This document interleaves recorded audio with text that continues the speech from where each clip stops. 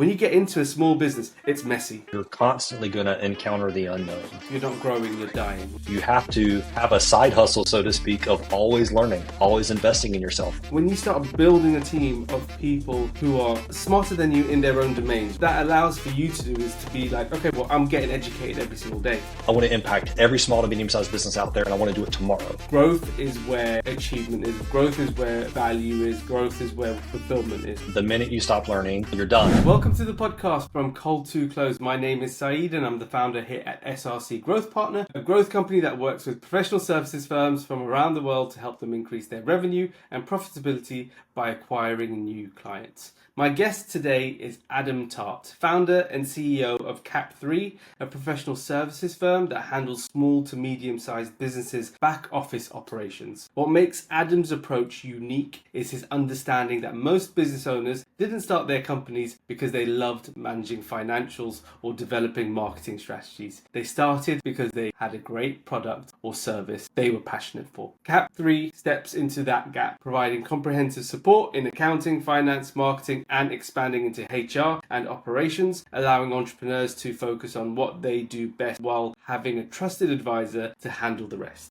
Adam, welcome to the podcast. Hey, Saeed, thank you so much for having me. I'm excited to speak with you today and to share a little bit more about how Cap3 is impacting businesses all across the U.S. Yeah, no, I'm really looking forward to this conversation as well, just because I love your business model, but also I love how you start your journey to where you are today. And we've obviously spoken previously, but for the viewers and listeners out there that don't necessarily know who Adam Tartt is and who Cap3 are, could you share some insights on, I guess, your origin story, how you got to where you are today and what you're doing with Cap3? Yeah, absolutely. I would enjoy kind of walking down that path. It's something that I'm fond of really thinking back through because I think that we're all ultimately a product of our experiences and all of the journeys that we've taken throughout life. And so for me, I've always been someone that's just been passionate about business. You know, when I entered college, much like many other individuals that are going to university trying to figure out really what it is that they want to do with life.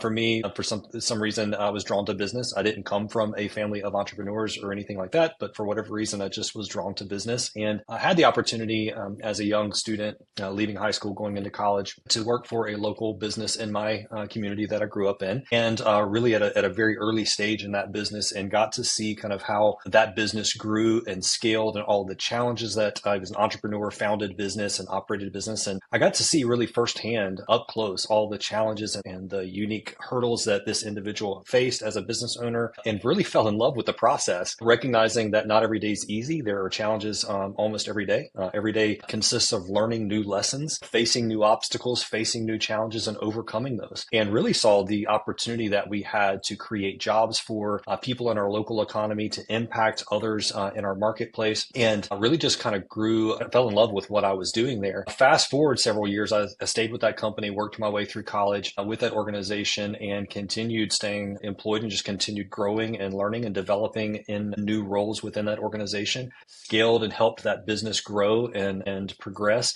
ended up taking over operation control of that company as the COO, and ended up running that organization for a couple of decades. And that company really focused in the employee engagement and recognition space. So not only did I get a really close up first front row seat to how business operates, but also being able to impact other businesses. We were a business to business company. So we served other organizations all across the country, helping them set up employee engagement and recognition programs. And so I got to be passionate about a couple of things. First of all, business and entrepreneurship and how businesses operate and run, but also making an impact in other people's lives. And so at this stage in the game, I'd been with the organization for a couple of decades, like I said, and I started to really have a passion and a desire to go out and start something on my own, or to go out and do something on my own and build an organization kind of from the ground up or from the early stages up. And so I had this opportunity with Cap3. And again, I've just been passionate about seeing people be successful and making an impact in people's lives. And I had gotten to the point in that other business where I was running operations, but I didn't have much client face, and I missed that. And so I wanted to get back in front of business owners. I wanted to get back in front of entrepreneurs and people that were facing the challenges and the struggles. And so Cap3 provided that opportunity for me. What we wanted to do with Cap3 is to create, we started out as an organization that helped businesses in the area of finance and accounting. Again, as you said in the intro, I couldn't have done the intro any better myself, so I appreciate that. as you said in the intro, we recognize that so many businesses out there, they start because they're great at a product or service. They didn't start because they love financial statements or booking transactions or running P&L or balance sheet. And so that was a skill set that I had. I developed over the course of my education and my experience in the workplace. My graduate level education is all in finance, and undergraduate was in business and finance as well. And so I said, I can help businesses with this. Like I can step in that gap, and I can and help provide solutions for these business owners and these entrepreneurs. And so that's what we did. We started out really helping businesses in that area of finance and accounting, taking some of the complicated and mundane things off of business owners' plates that they don't enjoy and aren't really skilled at necessarily, and took that off of their plate and provided them with better information, more reliable and more timely information than they've ever had. And not only did we provide them with better, more accurate information, but we also taught them how to interpret it, how to use this information to make better decisions for their business, how to really pull the right levers to move their business forward. And did that for many years, and then decided, you know what, we're making an impact in this area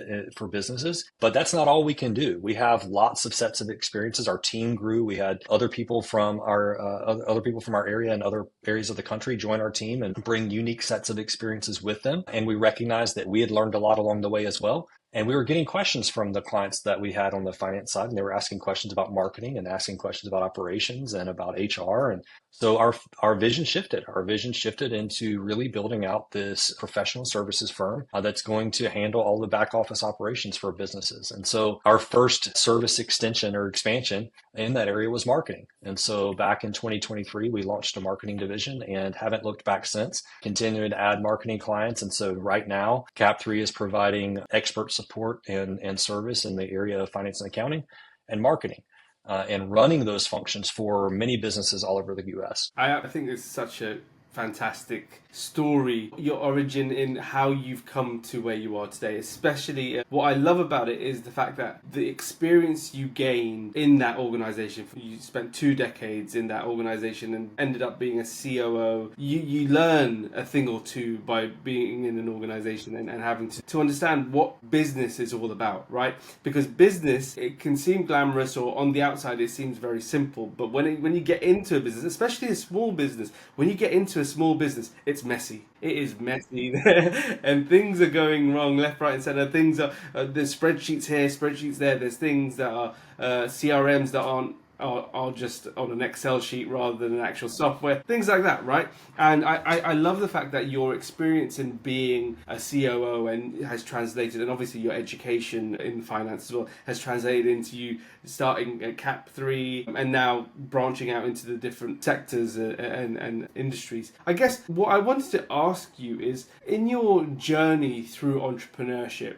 what are the biggest challenges you have faced in arriving at where you are today in your entrepreneurial journey? Well, I think, it's a challenge, but also a really core lesson is that you're constantly going to encounter the unknown. Right. And I think one of the things, and this is not to put entrepreneurs on some pedestal because entrepreneurs are largely imperfect individuals, as I'm sure you would agree. But one of the things that I think entrepreneurs, people that would call themselves entrepreneurs, are uniquely equipped for is encountering the unexpected and not shying away from it. It could be a very unsettling and scary thing, which again is another reason I'm so passionate about what we do and how we support and help entrepreneurs. But I think that the challenging thing is just waking up every day, coming into a place of business, coming into the office, and not knowing what I'm going to encounter that day, right? And that can be client-facing things. That could be struggles and challenges that my clients are walking through. That could be, believe it or not, even internally, we have challenges occasionally here internally. So just understanding that I may walk in one day and hear that a team member that has been a loyal team member and has worked with us for a long time has decided to pursue another path, and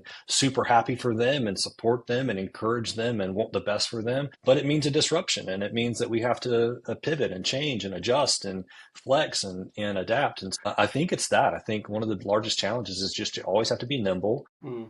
You can never stop learning, which I love learning anyway, but you really can't ever stop learning. If you're going to be an entrepreneur, if you're going to be a business owner, if you're going to grow and scale a business, you have to have a side hustle, so to speak, of always learning, always investing in yourself, always reading, always trying to pick up lessons along the way that you can apply to your own business. And then certainly if you're a professional services firm like ours, I've got to take those learnings and be able to apply them to clients as well. Yeah, no, absolutely. It reminds me of that saying, if you're not growing, you're dying, right? And it's it couldn't be more appropriate, especially as a business owner, entrepreneur. Like there are so many different problems that come up in the business, externally, internally, that you have to deal with. And you're a firefighter, right? You're going around, you're extinguishing. Someone leaves, something goes wrong, client's mad, this, that, whatever it is, and you're like, okay, how do we deal with this? So I want to ask you about a topic I really like talking about, and it's leadership, right? And being a business owner, being whether you are a CEO, COO, founder, whatever it is, leadership is a really crucial aspect to be able to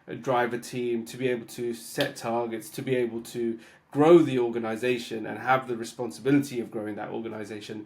Talk to me about your leadership style and how much value you put into leadership and how you would advise others. Well, Saeed, is such a great topic. I mean, we could spend the rest of our time together talking about leadership. It's something I'm passionate about. And as I shared, both in my prior career as a COO for so many years and then in this business, I've been a leader for a long time, which means I have it all figured out. I'm perfect at it. I'm just completely joking. I've got a lot to learn, right? And ultimately, leadership is not about perfection, but leadership is so much about always growing and becoming that individual that people want to follow. And leadership does mean going first. Leadership means standing in the gap. Leadership means, taking the challenges head on. Leadership means giving praise to others when things go well and taking accountability and responsibility when things don't go well.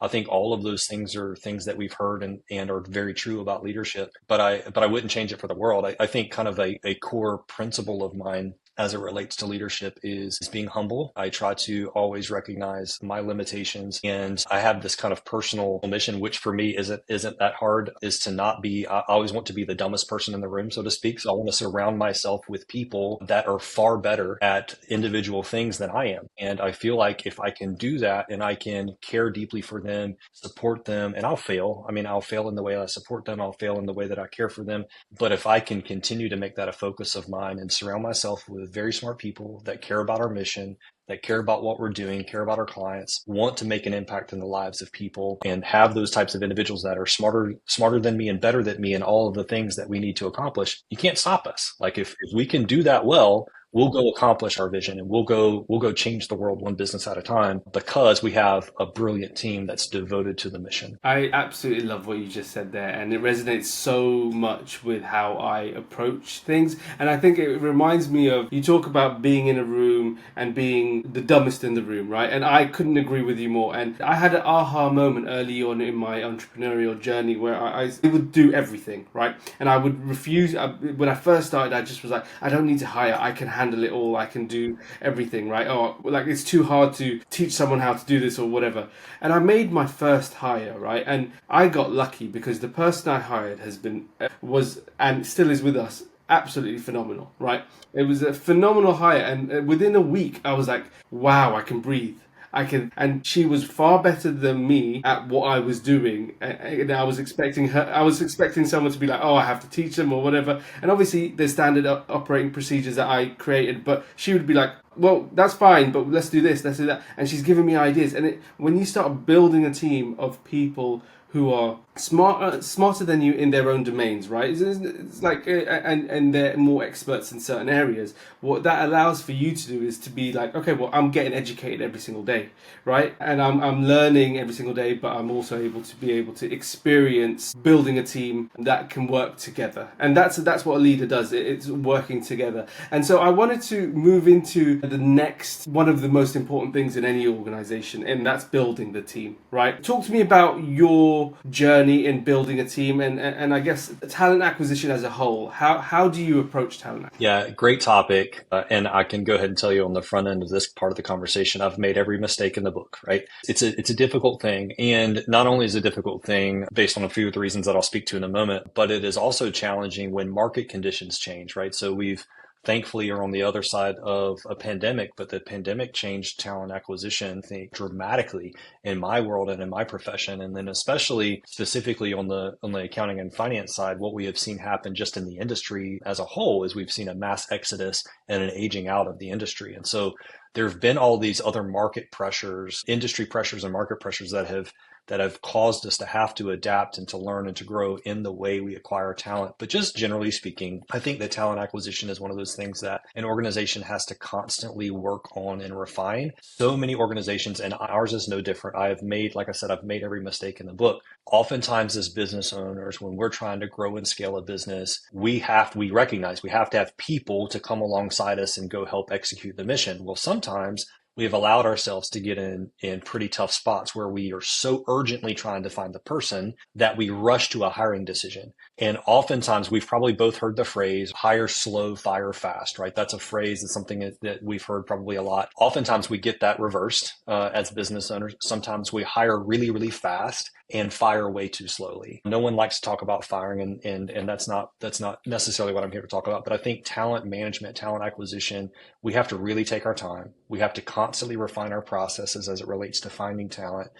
That means finding the right interview questions, trying to find the right mix of what an interview looks like. How many people are doing the interview? How many interviews make sense? References, structured interviews versus unstructured interviews, work interviews versus non-work interviews. There's all kinds of different things. I think for Cap3, we have progressed through the process where our system works fairly well now. Typically what happens in our firm is we'll have multiple interviews happening with a potential candidate with multiple different team members. So I never want to just be me.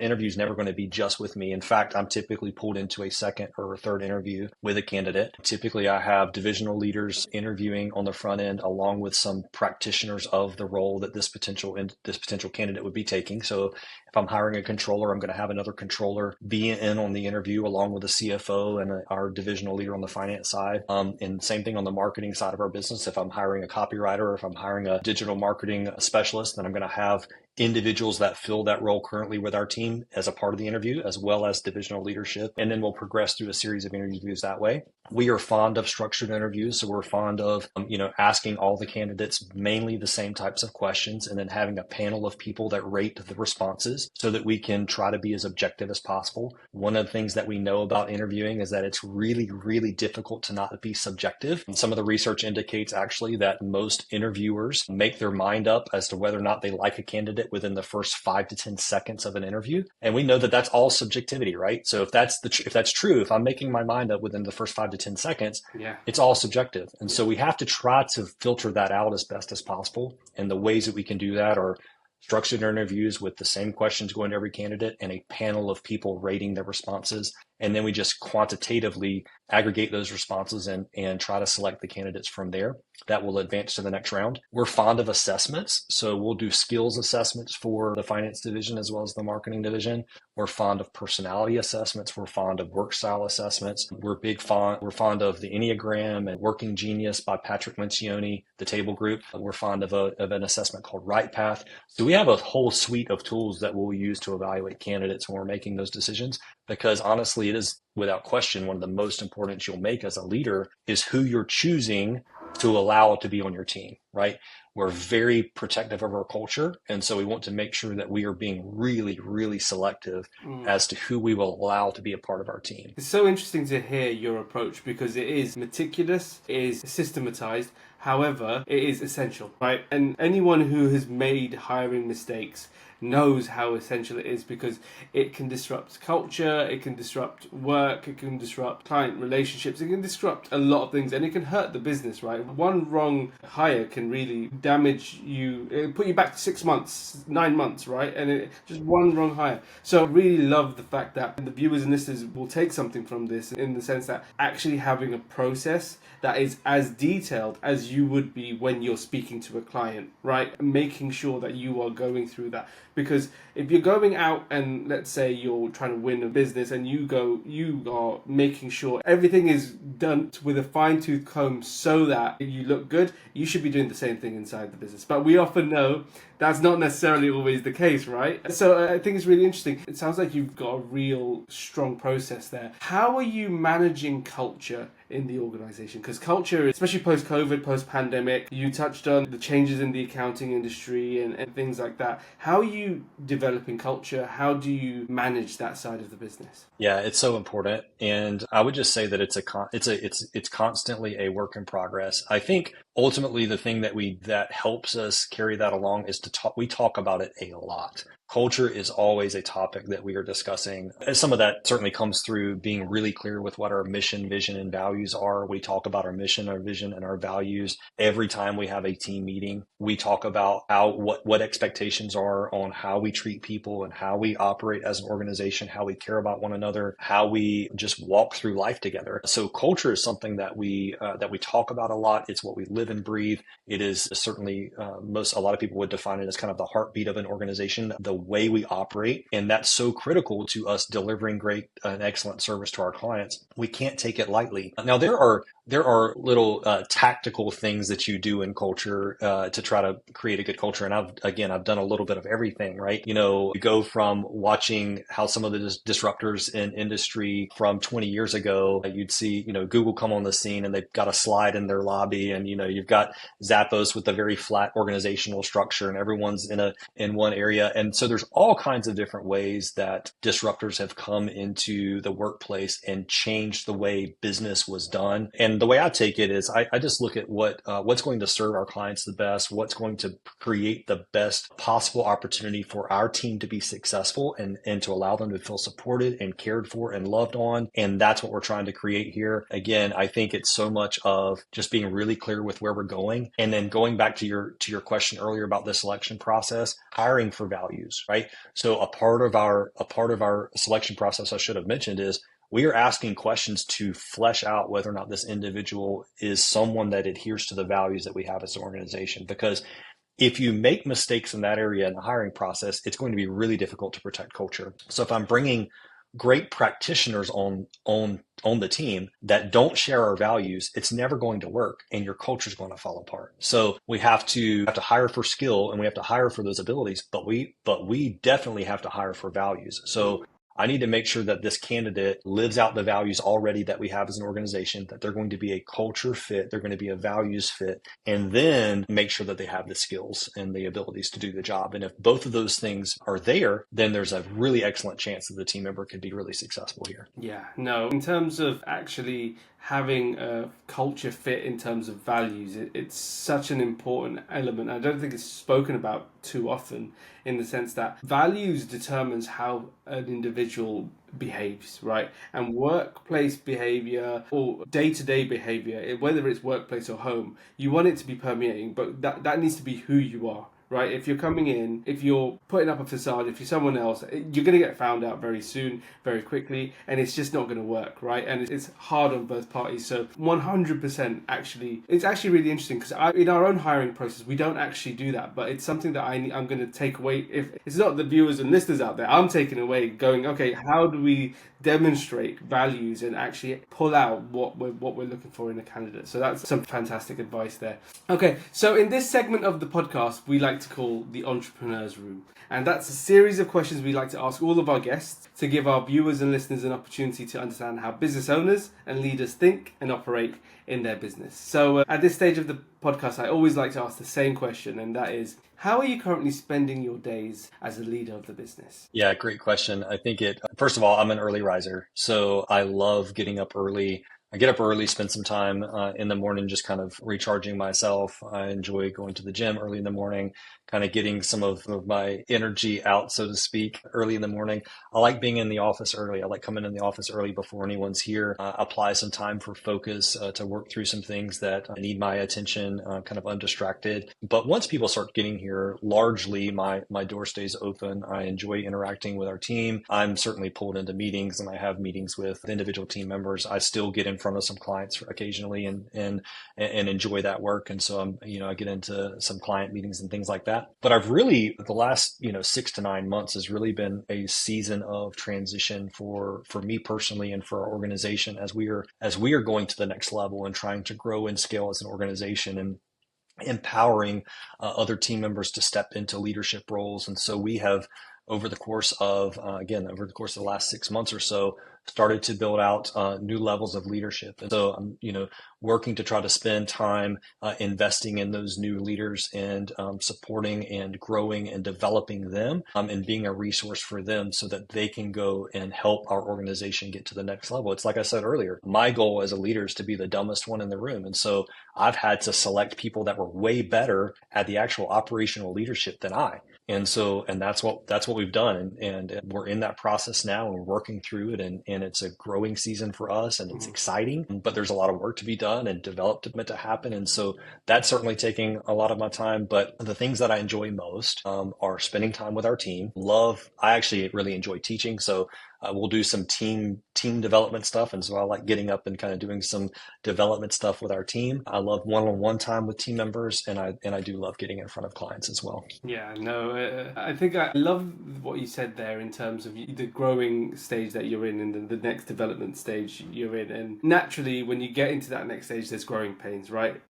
Yeah. Whether you're in the gym or in business, you're going to feel the growing pains that come through. But growth is where achievement is. Growth is where value is. Growth is where fulfillment is, right? And so that's always really interesting to hear. And I can tell teaching clearly, you speak very, very well. So teaching, I can see comes very naturally to you. So that's always interesting to see as well. In terms of then as a leader of the business, you obviously, and it sounds like you are very system orientated. So as a leader of the business, it's very important to be able to track things, have key KPIs and things like that. What are the most important metrics for you when running the business? Yeah, that's great. I agree. I think that systems are so important. It's something we try to encourage our clients in. We operate on EOS, Entrepreneur Operating System, something you're probably maybe familiar with. And so we have a regular rhythm of meeting and reviewing KPIs and scorecards and metrics. And for me, in my position, I'm certainly interested in revenue growth, new opportunities for clients, gross profit, and operating profitability. But we have specific metrics and KPIs for each division of our organization and then divisional leaders within those divisions. And things, on the finance side, for instance, would be timeliness of reporting, accuracy, like we're certainly tracking accuracy, we're tracking timeliness of reporting, profitability of each division, we're trying to get pretty granular at the things, not so that we can, I like to explain it this way. KPIs are useful not for micromanagement and not for keeping a team member under your thumb. They're great and they're useful for diagnosing when things aren't going well, right? So as we're looking at, I'm a trend guy, so I don't get too upset about 1 month number. Like if a number gets out of whack for 1 month, doesn't ruffle my feathers. What I want to see is what's happening over time. I want to see what's happening with the trend. Are we trending up? Are we trending down? Profitability, revenue growth, all of those things. We want to show and have evidence that we're constantly getting better. And so that's what I want from our team. And that's how I try to lead our organization is that, hey, we're not going to be perfect, but that doesn't mean we don't try to reach perfection, right? We're going to constantly be reaching for perfection. We want to have the best reporting available for our clients. We want to be the best practitioners of our craft for our clients. We want to be the most profitable organization that we can be, certainly, but we recognize we're going to miss the mark sometimes. But when we do, the metrics and the KPIs can be useful for diagnosing what happened, what corrective actions needed, and then let's get back on track, and then let's make it better next month, right? And then that's what we do. That's a real nugget there in articulating what KPIs are for teams. And it's not to put you under the thumb, it's not to get you ruffled, it is simply to diagnose when something is going wrong and having a baseline, right? Understanding what the foundations are, what the baseline is, and then okay, we're above or below the baseline. So 100%, I couldn't agree with you more. How are you currently growing the business? What kind of marketing activity? Obviously, you have a marketing arm and everything. So, what are you doing to grow the business? What kind of activities are you doing? Yeah, that's a great question. It's something that I don't know if you've ever heard this illustration, but oftentimes you'll hear it a lot of times with people that are in the contracting business. Maybe they're a builder, or they're an electrician, or they're a roofer, and oftentimes you'll see builders and they'll say, well, they spend so much of their time fixing everyone else's house and their property that their house starts to suffer in certain areas. And I think that, we have been a victim to that or have been a part of that ourselves. we actually don't spend a ton of time marketing ourselves. Interestingly, we've been able to grow the business largely from referrals and from referrals from other professionals or referrals from clients. And obviously in our world, we deal with businesses. And so specifically on the finance side or the Reveal side, we call our finance division Reveal, by the way, and our marketing division Proclaim. So on the Cap3 Reveal side, which is the finance division, we're working with attorneys, bankers, tax preparers for all of our clients. And all those other professionals love what we do, and they love the value that we add and how we make their clients better and those engagements better. So we constantly get referrals from attorneys and tax preparers and bankers, other professionals out there that want Cap3 services to support some of their other clients. And so we've grown that way. Marketing, very similarly, we work with other types of professional service firms that handle specific tactical approaches for marketing, videographers, photographers, those types of things, and get referrals from those professionals. And then obviously client referrals. So as we wow and satisfy and excel in adding value to clients, they are telling their business friends, other business owners about our business. So largely we have grown by referral. We are in the process of redesigning our website. So our marketing team is very, very excited about having their hands on redoing our website and revamping that. Changes will be coming here in another month or so. We'll launch our new website, which I'm super excited about. And they've just done a bang up job on that so far. So I'm excited about that. And then we're going to start doing some outbound marketing. All the things that we're doing for clients, we're going to start actually applying those same tactics and strategies to our efforts, and I'm super excited about where we're going with that as well. I love that's music to my ears because what you said there, it's so true. And I always say to a lot of our clients when they come to us, they primarily go, "Oh, we've been growing through referrals, things like that." And I always say to them, that's a sign of how good your business is, right? Like the fact that you've grown to the level you've grown through word of mouth, referrals, and like you're doing a great job, but also having a great reputation is a perfect platform before you burst into that. Okay, how do we scale? How do we go into that next? What are we missing here? What would we add and things like that? So I think it's so interesting to hear that, and good luck on your journey towards that, of course. In terms of then, I'm sure you've been in business for many, many years now, and you're exceptionally experienced in the world of business. What's the biggest lesson you could give to our viewers and listeners today that you would share in terms of your entrepreneurial journey or anything like that? Can I give you three things? Yes, please. So, More than yeah, I would say, and I kind of touched on this earlier, but invest in yourself, invest in yourself, invest in yourself, invest in yourself, right? Never stop learning. The minute you stop learning, you're done. If you ever wake up and say, I've arrived, I've accomplished everything, like there's nothing else anyone can teach me, you're done. Never stop learning. So invest in yourself, invest in your team. Remember, surround yourself with people that are better than you, that are smarter than you, and then invest heavily in them.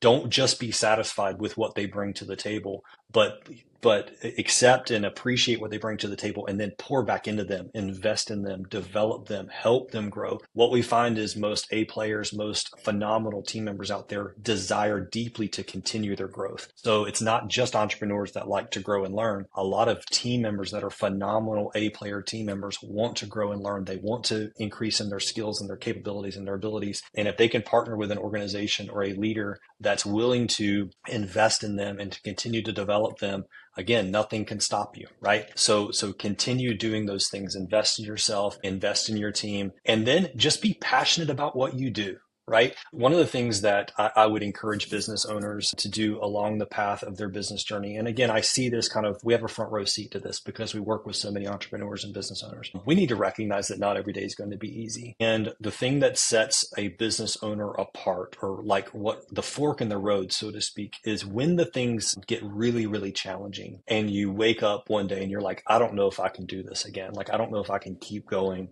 You have to make a decision. And I'm not saying the decision for everyone should be the same, because sometimes the decision is, it's time for me to step away. It's time for me to do something different. Sometimes that is the decision.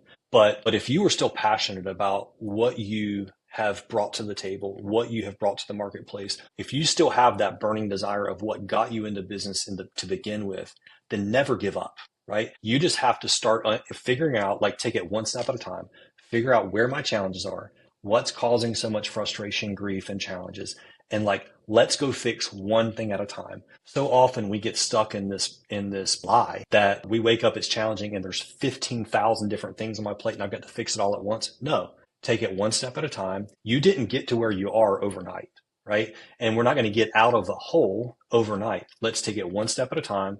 Let's fix the next problem in front of us and do the next right thing. And you just keep moving forward, but don't give up. If you have that passion still of why you got into the business to begin with, never give up. You can work your way through it by investing in yourself, investing in your team, and surrounding yourself with people that are smarter and better than you. Fantastic advice. It actually reminds me of, I saw a clip, and I don't know if you've seen it, of Jeff Bezos talking about one door and two door decisions, right? And most people are paralyzed from making a decision because they feel it's a one door decision. By one door decision being, it's like, if either I do this or the world will end. But the reality is most decisions are two door decisions, right? So if you go one direction, or as you said, the fork, if you go one direction, it's one thing. The world isn't going to end. You're just going down a different path. And that's what most decisions are. And it gets people paralyzed to make indecision or no decision, right? Of course, there are certain things where it's like, okay, this is a big decision. I need to do due diligence. I need to do this. So one door decision.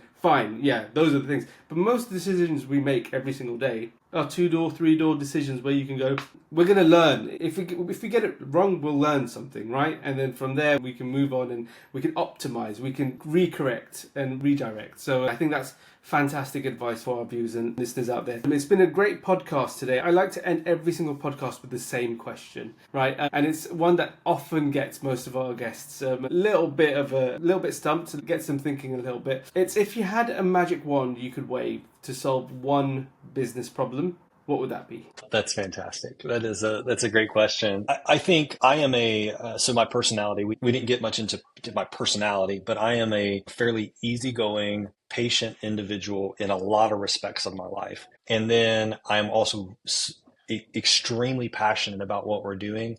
And I want us to go change the world tomorrow. I want to impact every business, every small to medium sized business out there. And I want to do it tomorrow. Right. So I think if I had the magic wand, I would wave it and allow us to speed up the pace at which we can add talent, scale our systems and processes, and go out and make a larger splash and a larger impact on the entrepreneurs out there that are pouring everything they have into their businesses, their blood, sweat, and tears, and making sacrifices every day that so many people around them never know anything about.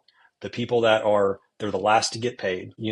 They're showing up before everybody else and leaving after everybody else. They're the ones taking all of the brunt of dissatisfied customers and things like that. They're facing those challenges.